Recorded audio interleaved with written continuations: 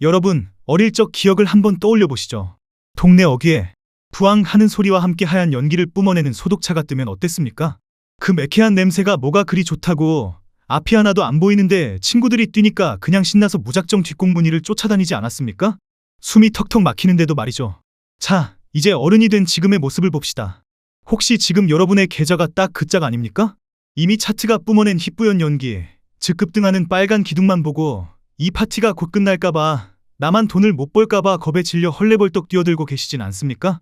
앞이 보이지 않는 연기 속에서 남들이 산다니까 덩달아 매수 버튼을 누르고는 밤잠을 설칩니다.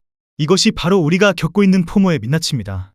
언제까지 남이 차려놓은 잔치상의 불청객으로 소독차 뒤를 쫓는 아이처럼 사시겠습니까?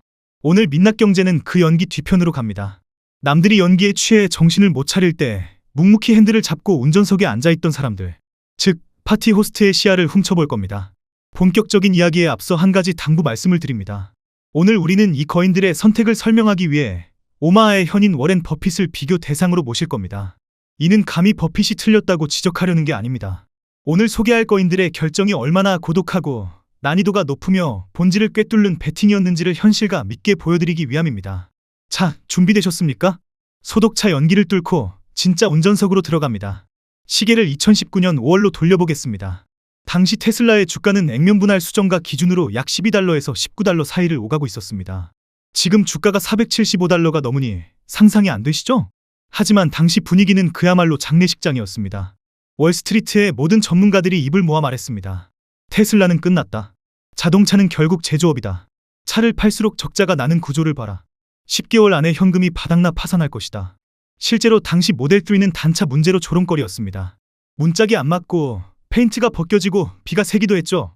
재무제표는 붉은색 적자로 피가 낭자했습니다. 합리적인 투자자라면 당연히 테슬라를 팔고 도망쳐야 했습니다. 바로 그 시점 당시 테슬라의 2대 주주였던 베일리 기포드의 제임스 앤더슨은 정반대의 선택을 합니다. 그는 2013년부터 테슬라를 사모았는데 모두가 투매하던 2019년의 공포 속에서도 비중을 유지하며 버텼습니다. 도대체 그는 무엇을 본 걸까요? 단차가 안 보였을까요? 적자 장부를 못 읽었을까요? 아니요. 그는 월가 애널리스트들의 엑셀 파일을 덮고 대신 역사책을 폈습니다. 그는 테슬라의 엉성한 공장에서 1908년 헨리 포드가 만든 모델 T의 혁명을 겹쳐보았습니다. 앤더슨은 이렇게 생각했습니다. 혁신은 직선으로 오지 않는다. S자 곡선으로 폭발한다. 남들이 범퍼가 삐뚤어졌다고 비웃을 때 그는 라이트의 법칙을 떠올렸습니다. 생산량이 2배 늘어날 때마다 생산 원가가 일정 비율로 뚝뚝 떨어지는 그 가파른 기울기를 본 겁니다. 그의 눈에 테슬라는 부실한 자동차 제조사가 아니라 석유 시대를 끝장낼 에너지 혁명의 족보를 잇는 적자였습니다. 이 결정이 얼마나 어려웠냐고요? 당시 워렌 버핏과 찰리 멍거는 테슬라 대신 중국의 BYD를 선택했습니다. 버핏은 검증된 제조업의 효율과 탄탄한 숫자를 택했지만 앤더슨은 당장은 적자투성이지만 세상을 뒤집을 파괴적 혁신에 손을 잡은 겁니다. 그 결과는 어떻습니까? 2025년 12월 15일 기준 테슬라 주가는 475.31달러. 앤더슨의 배팅은 전설이 되었습니다. 이것은 운이었을까요? 아니요. 그는 테슬라뿐만 아니라 아마존, 텐센트, 알리바바를 모두 초기에 발굴해낸 성장주 투자의 현인입니다. 그는 증명했습니다.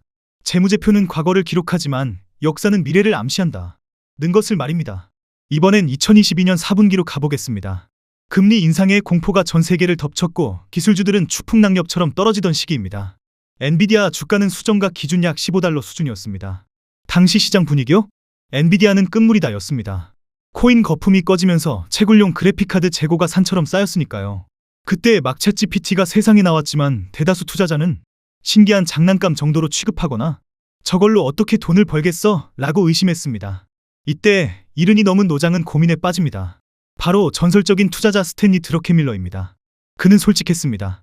블록체인이 뭔지, AI 코딩이 어떻게 돌아가는지 자신은 이해할 수 없다고 인정했습니다. 보통의 노인이라면 내가 모르는 건 안 해라고 했겠죠. 하지만 승부사는 달랐습니다. 그의 펀드에 있는 젊은 파트너들이 보고했습니다. 보스, AI가 세상을 바꿀 수도 있습니다. 드러케밀러는 자신의 낡은 직관을 믿는 대신 현장의 비명을 확인하기로 합니다. 그는 실리콘밸리의 코딩 천재들에게 전화를 돌립니다. 질문은 단 하나였습니다. 자네들 엔비디아 칩 안 쓰고 AI 개발할 수 있나? 쿠다 말고 다른 대안이 있는가? 돌아온 대답은 만장일치였습니다. 불가능합니다. 대안이 없습니다. 그는 이 대답에서 전율을 느꼈습니다. 개발자들이 비싸다고 욕을 하면서도 울며 겨자 먹기로 결제할 수밖에 없는 상황. 그것이야말로 가장 강력한 생태계 독점이자 경제적 해자였기 때문입니다. 버핏이 내 능력 범위 밖이라며 AI를 관망할 때 드로켄밀러는 내 능력이 안 되면 아는 놈의 능력을 빌린다는 유연함으로 승부수를 던졌습니다. 결과는 2025년 12월 15일 기준 176.29달러, 10배가 넘는 수익입니다. 30년간 연평균 수익률 30%, 손실을 낸 해가 단 한 번도 없다는 드로켄밀러의 괴물 같은 기록은 모르는 것을 부끄러워하지 않고 끊임없이 묻고 배우는 태도에서 나왔습니다. 세 번째 타임머신은 2001년 닷컴버블 붕괴 직후입니다.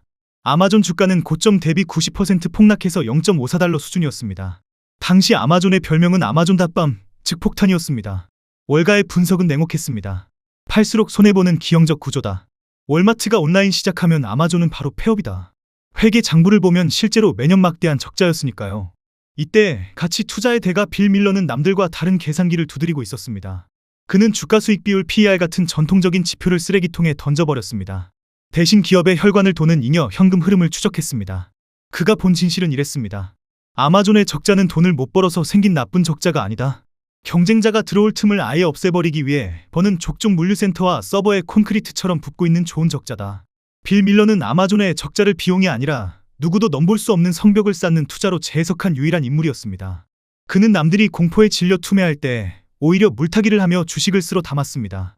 훗날 워렌 버핏은 주주총회에서 이렇게 고백합니다. 아마존을 사지 않은 것은 내 인생 최대의 실수였다. 버핏조차 보지 못했던 디지털 인프라의 가치를 빌 밀러는 20년 먼저 간파했던 겁니다. 현재 주가 222.54달러.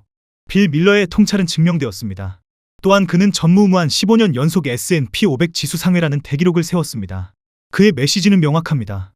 회계적 이익은 누군가의 의견일 뿐이지만 현금은 팩트다. 마지막으로 2002년으로 가봅니다. 당시 코스트코 주가는 약 19달러였습니다. 지금 860달러가 넘는 걸 생각하면 꿈같은 가격이죠. 하지만 당시 월가는 코스트코를 이해하지 못했습니다. 독점적 지위가 있으면서 왜 가격을 안 올리지? 바보인가? 보통 기업은 시장을 장악하면 가격을 올려 이익을 뽑아냅니다. 그게 자본주의의 상식이었으니까요. 하지만 노매드 투자조합의 닉 슬립은 규모의 경제 공유라는 새로운 개념을 창시합니다.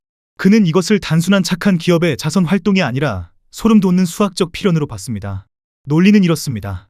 기업이 이익을 포기하고 고객에게 가격 인하로 돌려준다. 감동한 고객이 더 많이 몰려온다. 규모가 커져서 납품 원가가 더 떨어진다. 기업은 가격을 더 낮출 수 있다. 이 무한 동력이 한번 돌기 시작하면 경쟁자가 가격으로 덤비는 게 수학적으로 불가능해지는 지점, 즉 게임의 끝이 온다는 것을 닉 슬립은 봤습니다. 버핏도 코스트코를 사랑했습니다. 하지만 2020년에 전략 매도했죠. 반면 닉 슬립은 자신의 철학을 종교처럼 믿었습니다. 그는 펀드의 전 재산을 아마존과 코스트코 딱 두 종목에 몰빵하고는 수십 년을 버텼습니다. 결과는 13년간 누적 수익률 921%. 그는 45세의 젊은 나이에 전설적인 주주 서한을 남기고 쿨하게 은퇴해버렸습니다. 진정한 장기 투자의 승리자가 된 것이죠. 고객에게 혜택을 주는 기업만이 결국 주주에게 영광을 돌려준다. 자, 여기까지 들으신 여러분의 마음속엔 이런 의문이 들 겁니다. 좋은 얘기네. 근데 나는 드로켄밀러처럼 관계자들을 알지도 못하고 닉 슬립처럼 천재적인 통찰력도 없는데 어쩌라고. 그래서 준비했습니다. 우리가 지금 당장 이 방구석에서 거인들의 시야를 훔칠 수 있는 구체적인 행동 강령 4가지입니다. 오늘 밤 당장 따라 해보세요. 전략 1. 타임머신 대조법. 제임스 앤더슨 조상님과 비교하기. 지금 여러분이 보고 있는 AI 로봇 기업, 양자 컴퓨터 기업이 너무 비싸 보입니까? 거품 같나요? 경쟁사와 PER 비교하는 대신 100년 전 역사와 비교하세요. 여러분이 보고 있는 그 차트 위에 1908년 포드 모델 T의 생산 곡선이나 1995년 인터넷 보급률 곡선을 겹쳐보십시오. 지금 이 주가 상승이 버블의 꼭지인지 아니면 폭발 직전의 S자 곡선 무릎인지 역사는 답을 알고 있을지도 모릅니다. 족보를 확인하십시오. 전략 2. 블라인드와 레딧을 털어라. 스탠리 드로켄밀러 내부자의 비명 듣기. 재무제표에는 조직 문화와 기술적 락인이 절대 안 나옵니다. 지금 당장 엔지니어들이 모이는 스택 오버플로우, 블라인드, 레딧으로 가십시오. 그리고 검색창에 그 회사 이름을 넣고 욕을 찾으세요. 만약 이 회사 기술 스택이 너무 낡아서 미치겠다. 탈출은 지능순이다 라는 글이 도배되어 있다? 뒤도 돌아보지 말고 매도하십시오. 하지만 야근하느라 힘들어 죽겠는데 우리가 만드는 게 세상을 바꿀 것 같아서 뽕이 차오른다. 혹은 욕 나오지만 이거 안 쓰면 개발 자체가 안 된다는 글이 보입니까? 그게 바로 드로켄밀러가 말한 현장의 비명이자 강력한 매수 신호입니다. 전략 3. 현금 소각기 엑스레이. 빌 밀러 좋은 적자 감별하기. 뉴스에 적자라는 단어에 쫄지 마십시오. 중요한 건 돈을 어디에 태우고 있느냐 입니다. 재무제표 주석을 여십시오. 돈이 사장님 월급, 과도한 마케팅비, 접대비로 줄줄 새고 있다면 탈출하십시오. 그건 진짜 망해가는 겁니다.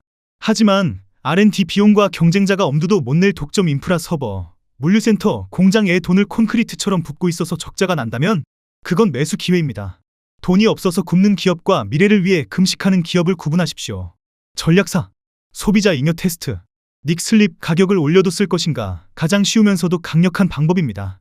여러분이 투자하려는 그 구독 서비스, 그 쇼핑몰이 내일부터 구독료를 2배 올린다고 상상해 보십시오. 에이, 그럼 더러워서 끊지 뭐. 라는 생각이 0.1초 만에 든다면 그건 가짜 독점입니다. 하지만 욕 나오네, 그래도 결제할 수밖에 없는데 라는 생각이 든다면 그게 바로 진짜 독점입니다. 이 질문 하나로 여러분 계좌의 90% 잡주를 걸러낼 수 있습니다. 오늘 우리는 4명의 거인을 통해 배웠습니다. 제임스 앤더슨처럼 역사를 겹쳐보고, 드러켄 밀러처럼 현장의 비명을 듣고, 빌 밀러처럼 숫자의 이면을 파헤치고, 닉 슬립처럼 기업의 철학을 믿으십시오. 투자라는 건 결국 세상을 보는 해상도를 높이는 게임입니다. 남들이 360p의 화면으로 차트의 등락만 보고 일일비할 때 여러분은 4K 선명한 화질로 기업의 10년 뒤를 보셔야 합니다. 그런데 말입니다.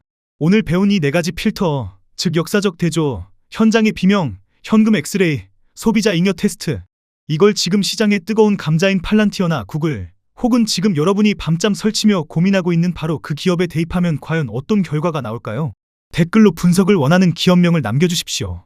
많은 분들이 요청하신 기업을 선정해 다음 영상에서 이 승자의 시야로 같이 살펴보겠습니다. 다시 처음의 질문으로 돌아가겠습니다. 소독차 뒤를 쫓던 그 어린 시절의 설렘, 추억으로는 아름답지만 투자의 세계에서는 잔혹한 현실이 됩니다. 매캐한 연기 속에서 남들의 뒤통수만 보고 달리시겠습니까? 아니면 이제 그만 그 연기 속에서 걸어 나와 운전석에 앉으시겠습니까? 선택은 여러분의 몫입니다. 이제 여러분이 다음 파티의 호스트가 되십시오. 지금까지 민낯경제였습니다.